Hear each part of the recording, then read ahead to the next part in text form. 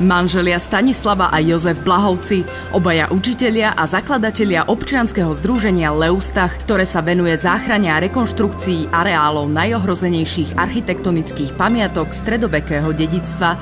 Manželia sú aktívni nielen pri záchrane hradov Hrušov, Gímeš a Živanskej veže, ale aj v realizácii projektov zameraných na výchovu mladej generácie.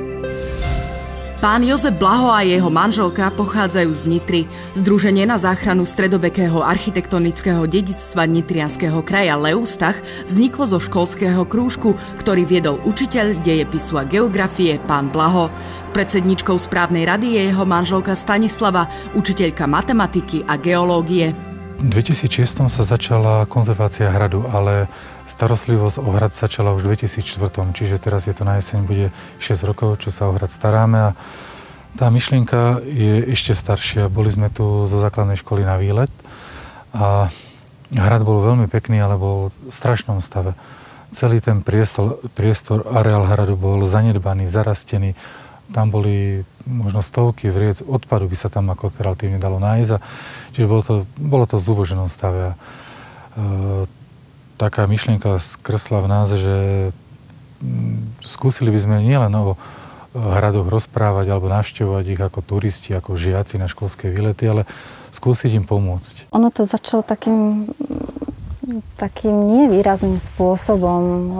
Hovorí sa tomu, že všetko na tomto svete súvisí so všetkým. Alebo na základe malých vecí vznikajú veci veľké. A bolo to tak, že v rámci školského výletu, nakoľko sme učitelia, sme sem doviedli deti a zistili sme, že bolo tu také množstvo náletovej zelene, že sa nedalo ani preklznúť poriadne do hradu.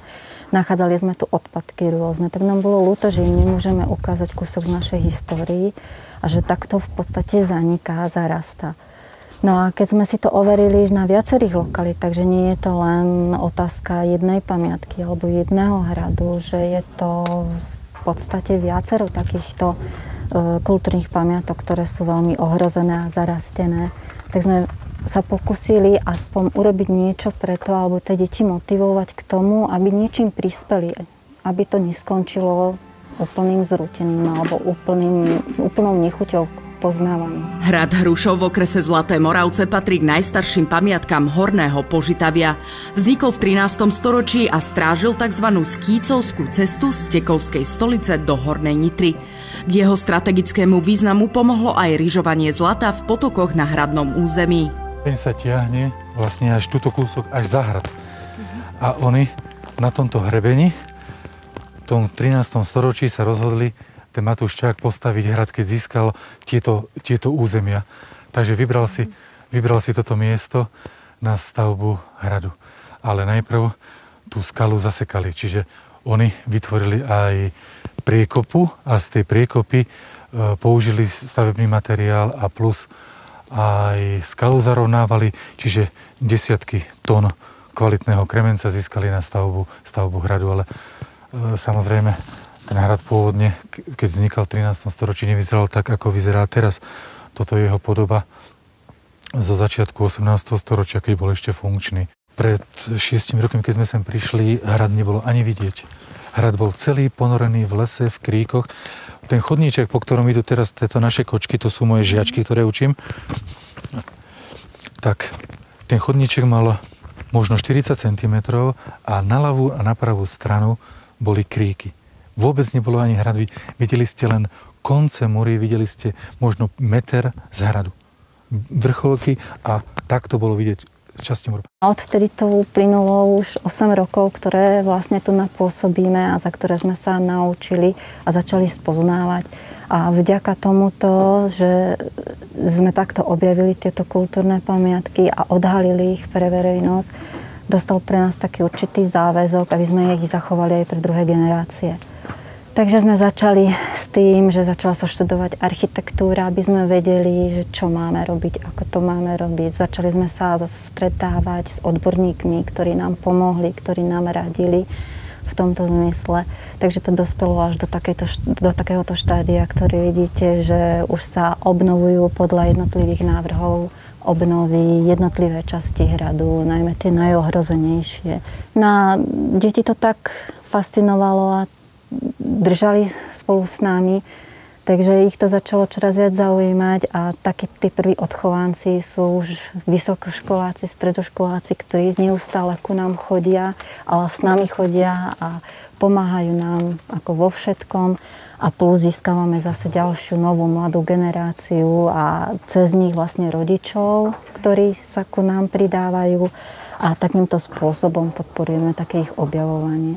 Takže nás aj poteší tak, keď počas prázdnin alebo po prázdninách prídu alebo stretneme sa tu na takom nejakom workshope detskom a začínajú rozprávať, že čo všetko mohli vidieť na ostatných radoch, čo všetko spoznávali, čo všetko objavovali a kde vlastne využili tie svoje poznatky a skúsenosti získané tu na Hrušove. Manželia Jozefa a Stanislava venujú záchranám hradov všetok svoj voľný čas. Pracuje sa po celý rok, ale najmä počas leta si účastníci brigád a workshopov po ťažkej práci vychutnajú nocľah priamo na hrade. Hrad Hrušov sa nachádza na Kremencovom brale, čo je zároveň veľmi ideálna poloha, ale aj jedna z významných materiálov alebo ťažobných materiálov na stavanie hradov. Čiže hrad Hrušov je postavený z kremenca. Je to tvrdý, odolný materiál, áno, to je táto časť. Je veľmi tvrdý, je to vlastne vyvretá, premenená hornina. Ďalší kameň, ktorý sa tu používal na hrade, bol penovec. Je to niečo takého, ako skamenelá minerálna voda. Niečo podobné aj travertinu.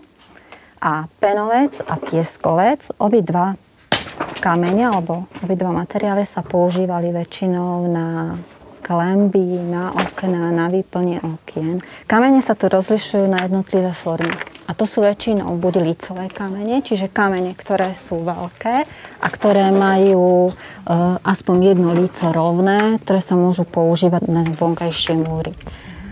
Potom sú tu rohové kamene, ktoré majú aspoň dve hrany rovné.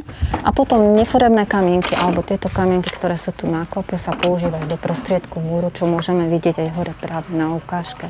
Tak toto je práca niekoľkých mesiacov. To sme tieto najväčšie kamene, ktoré sú veľmi potrebné a v minulosti boli odvážané z hradu.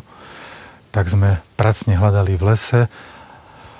Vytvorili sme tam niekoľko veľkých kôp a potom sme ich buď ručne, buď aj na fúrikoch, alebo na takom malom traktori sme ich poprevážali sem, aby sme ich mohli použiť tento a budúci rok na opravu tých miest, kde treba takéto krásne veľké kamene, ktorých je naozaj máličko, takže táto kopa možno za rok tu nebude.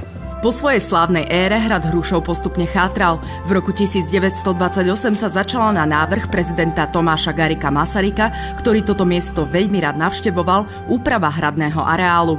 Hrušov sa tak ako jeden z mála hradov dočkal kvalitnej konzervácie. Dnes sa na konzerváciu a doplňanie múriu používa stredoveká technológia vápenno-pieskovej malty bez cementu, samozrejme s vymoženosťou modernej miešačky. Vplyvom vody, vplyvom vetra sa malta vlastne vyplavuje a vyfúkuje von spomedzi kameňov. Kamene sa tým uvoľnia a sú doslova poukladané ako keby na sucho na seba. Ak je ťažká zima alebo zlá zima, ako bola tento rok, že bolo veľa vody, veľa snehu, vlhkosti, rozmrzalo a zamrzalo to znovu, tak dochádza z korún múriu uvoľneniu kameňov a padá a rúti sa.